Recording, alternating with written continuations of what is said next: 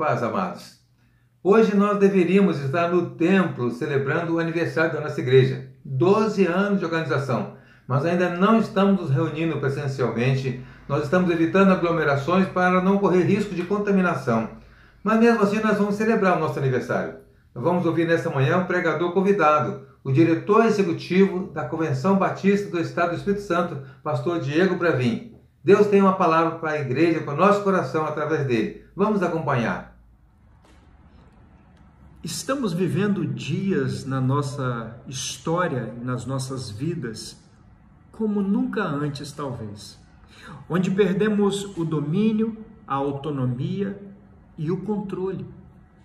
Há um texto bíblico que chama a minha atenção e se torna muito oportuno para a nossa reflexão nesse momento.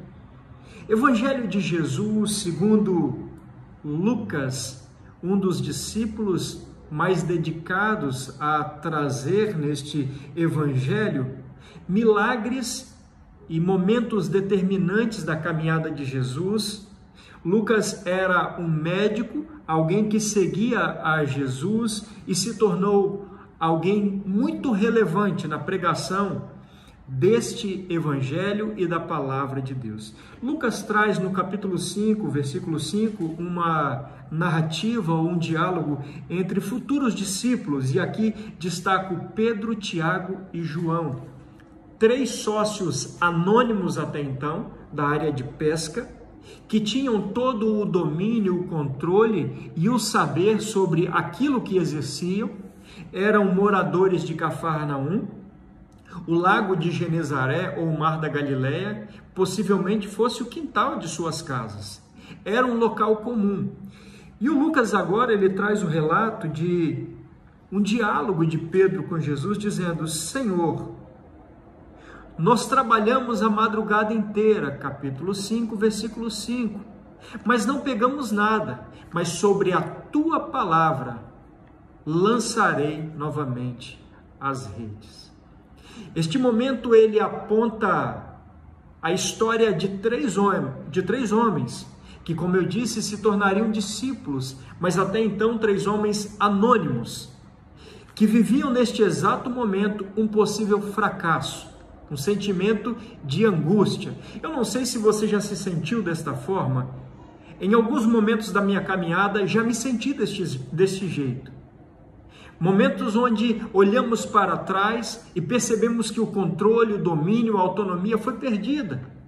E talvez fosse exatamente este sentimento que predominava no coração destes homens que tiveram uma pesca fracassada. Mas algo interessante acontece. Jesus aparece nesta história. Eu quero dizer a você, meu querido e amado irmão, que quando Jesus aparece, ele tem a capacidade de mudar a história. E é exatamente isso que acontece e o que vamos ver neste momento. Um Jesus que transforma o fracasso e o insucesso em uma bênção. O texto destaca algumas lições das quais eu quero compartilhar com você, e a primeira que quero chamar a sua atenção neste momento, nesta manhã de domingo, é que o fracasso e o insucesso se tornam uma bênção possível na vida destes homens quando eles se encontram com a obediência. A obediência é a chave que abre o coração de Deus. A obediência é a chave do sucesso. A obediência pode transformar o fracasso em uma bênção. Pedro, neste momento de diálogo, poderia dizer: Mestre, nós lançamos a rede, nós somos pescadores, nós conhecemos este local, o Senhor não conhece nada de pesca. Mas Pedro agora não reluta, ele não se fundamenta com argumentos que poderia ter, mas ele diz: Senhor, nós lançaremos sobre a tua palavra as redes. E diz a palavra que o milagre acontece.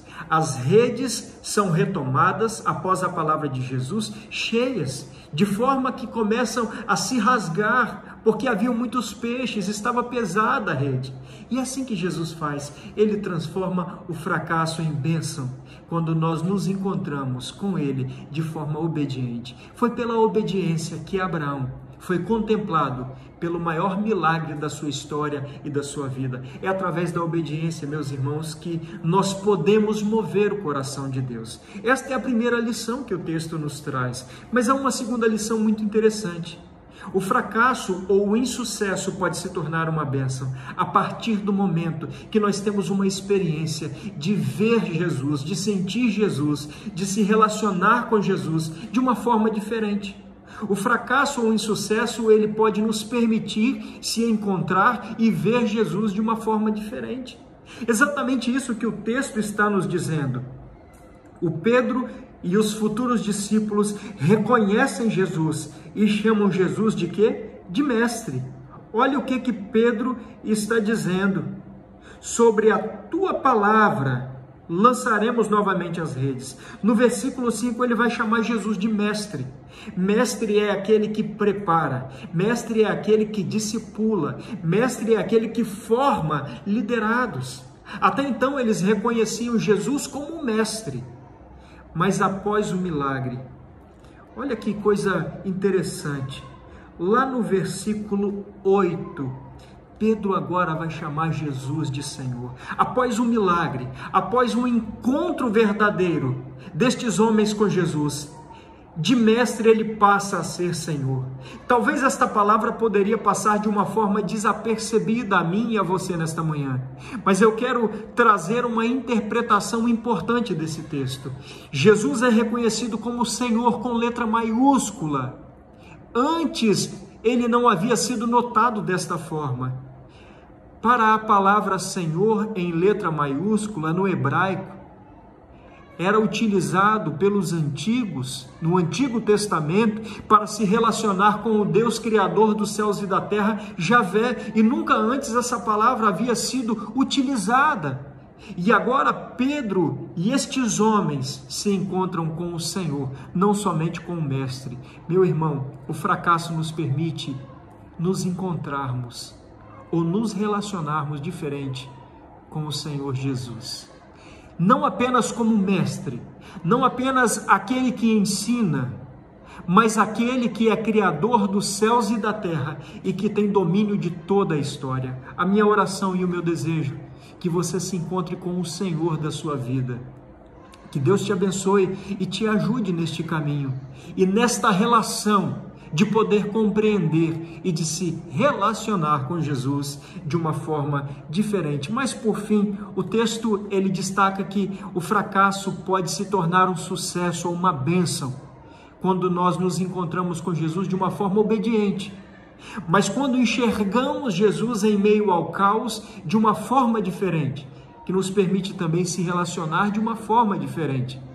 Mas o fracasso pode se tornar uma bênção a partir do momento que ele gera compromisso no coração daqueles que creem em Jesus. Esses três homens, até então anônimos, que se tornam conhecidos por nós nesse dia de hoje, se encontram com Jesus de uma forma diferente, obedecem a Jesus. Mas toda essa história e todo esse cenário gera um compromisso no coração destes homens. Olha o que o texto está dizendo no capítulo 11. No versículo 5, Jesus agora diz o seguinte: eu farei de vocês, de hoje em diante, pescadores de homens. Versículo 10, versículo 11 ele vai dizer: e arrastando eles, aqueles três homens, os três sócios, os barcos sobre a praia, deixaram tudo para seguir a Jesus. O que você está esperando para seguir a Jesus nessa manhã? De todo o coração, com toda a integridade.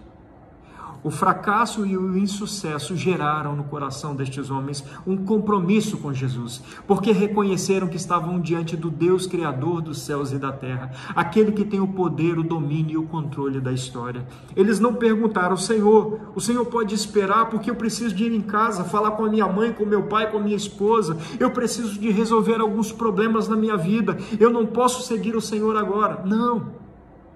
A atitude desses homens é deixar tudo de lado e seguir a Jesus. O fracasso, ou o insucesso, ou a perda do controle nesse momento, tem a possibilidade de gerar um compromisso no meu coração e no seu coração.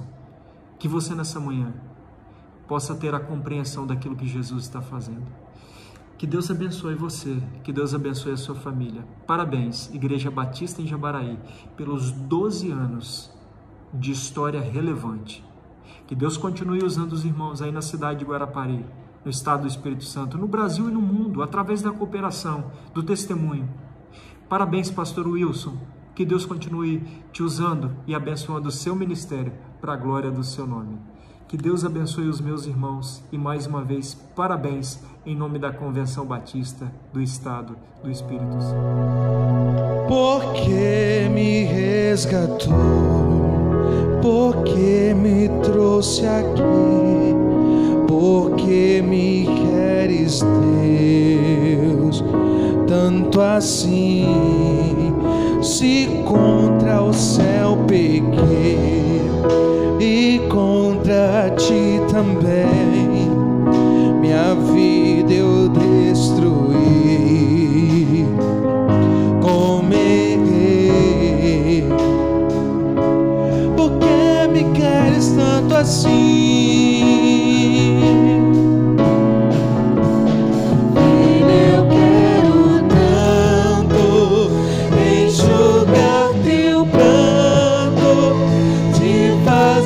Só meu filho, eu quero ser teu Deus.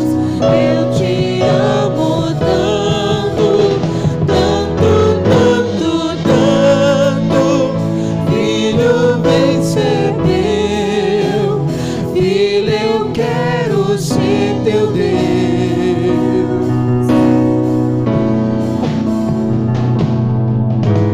Eu quero te envolver em meus mistérios, no manto da minha glória. Eu vou desenrolar o rolo santo, mudar a tua história. Eu vou te fazer vaso de honra, eu vou envergonhar os que te zombam, vou te dar vitória.